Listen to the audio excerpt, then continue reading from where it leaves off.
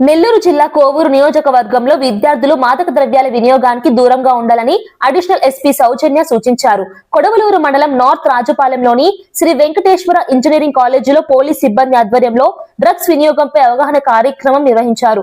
ఈ కార్యక్రమంలో పాల్గొన్న ఆమె మాట్లాడుతూ అక్రమంగా డ్రగ్స్ సరఫరా చేసే వారి ప్రధాన టార్గెట్ విద్యార్థులేనని చెప్పారు. ప్రస్తుతం గంజాయి ట్రెండింగ్ లో ఉందని, వివిధ రూపాల్లో అక్రమంగా తరలిస్తున్నారని తెలిపారు. దీనిపై విద్యార్థులు పూర్తి అవగాహన కలిగి ఉండాలని సూచించారు. Motivate and empower everyone to make healthy and responsible choices. With no further delay, I would like to invite our mentors, teachers and all school students. అందరికీ కూడా గుడ్ ఈవినింగ్ అండి. ఇందులో ఎంతమంది ఫార్మసీ స్టూడెంట్స్ ఉన్నారు? Please raise your hand. No pharmacy student? అంతా engineering వాళ్ళేనా? Okay sir, అందరు కూడా ఫ్రెషర్స్ కాబట్టి ఒక రెండు మాటలు పోలీస్ శాఖ నుంచి. ఇప్పుడు ఆల్రెడీ మీకు ఒక డిఎస్పీ గారు, మీ సిఐ కొడలూరు గట్టిగా చెప్పుకున్నారు.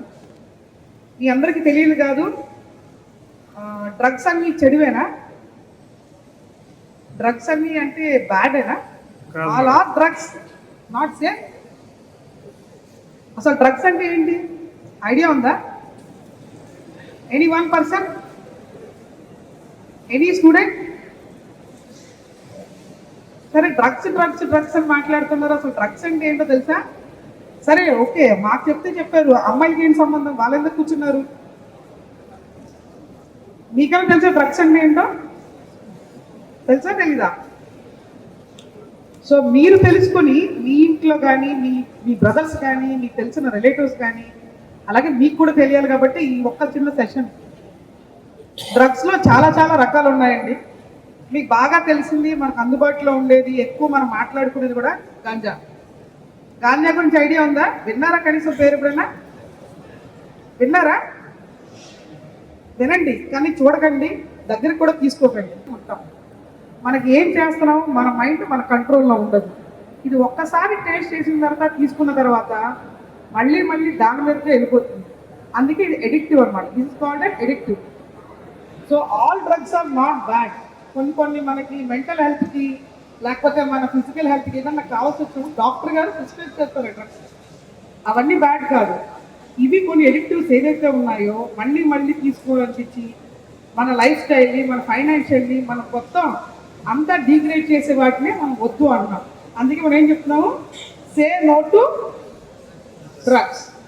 ఈ కాన్సెప్ట్ తోటి మేము ఎడ్యుకేషన్ ఇన్స్టిట్యూషన్ని బాగా ఎడ్యుకేట్ చేయడం కోసమని ఈ ప్రోగ్రామ్ స్టార్ట్ చేసాం.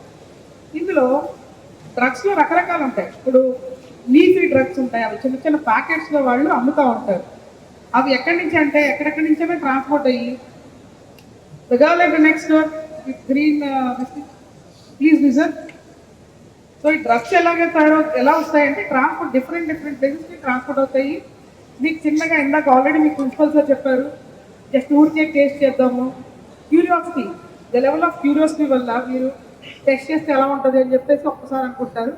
ఒకసారి టేస్ట్ చేయగానే మళ్ళీ దాన్ని తీసుకోవాలనిపిస్తుంది.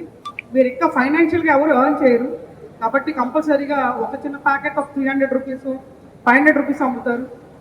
మళ్ళీ కొనాలంటే ఇంట్లోంచి తీసుకొస్తారు. గుంటూరులో నేను వర్కింగ్ ఇన్ గుంటూరు, ఎలక్షన్స్ మోడ్లో ఉన్నాము. కానీ ఒక లేడీ, ఒక పేరెంట్ వచ్చి నా దగ్గర ఏడుస్తూ ఉన్నారు. ఆవిడ కంప్లైంట్ చేస్తూ ఉన్నారు, రేపు ఎలక్షన్ యాక్చువల్లీ నేను చెక్కింగ్ కోసం వెళ్ళాను. ఆవిడ ఒకటే బాధపడుతూ ఉన్నారు, మా బాబు సెకండ్ ఇయర్ అండి ఇంజనీరింగ్, వాడు మొత్తం డ్రగ్స్కి అడిక్ట్ అయ్యాడు. ఎలా అంటే ఇంట్లోనే రూమ్లోనే కూర్చుని ఏడుస్తూ ఉన్నాడు.